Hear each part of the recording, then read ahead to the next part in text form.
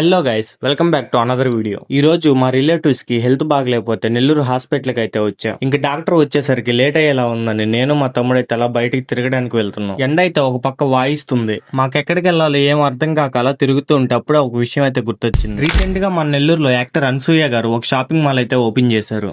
ఇంకా మన యాక్టర్ అనసూయ గారు వచ్చి ఓపెన్ చేసిన షాపింగ్ మాల్ కి వెళ్లకుండా ఎలా ఉంటాం, కానీ అక్కడికి వెళ్లి చూస్తే మైండ్ పోయింది. జనాలైతే మామూలుగా లేరు. లోపలికి వెళ్ళడానికి ఒక పెద్ద యుద్ధమే చేయాల్సి వచ్చింది.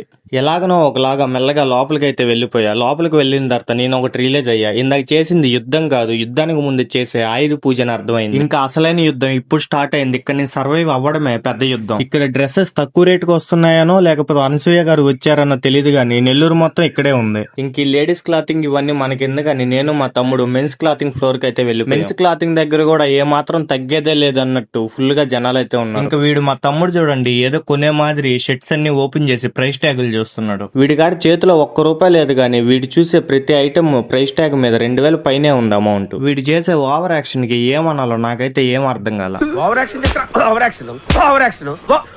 నేను కూడా ఒక 2 జతలు తీసుకుందామని తీసుకొని బిల్లింగ్ కౌంటర్ దగ్గరికి వెళ్లి ఈ జనాలను చూసి అవి అక్కడే పెట్టేసి పక్క అయితే వెళ్ళిపోయాను. నిజం చెప్పాలంటే నా దగ్గర ₹1 లేదు. ఏదో సరదాగా అలా ఏసీ ఉంటదని ఈ షాపింగ్ మాల్ లోకి అయితే వచ్చా. ఇలాంటి మరిన్ని వీడియోస్ కోసం మన అకౌంట్ ని ఫాలో చేసి యూట్యూబ్ లో సబ్స్క్రైబ్ చేసుకోండి. ఓకే, ఉంటా, బాయ్.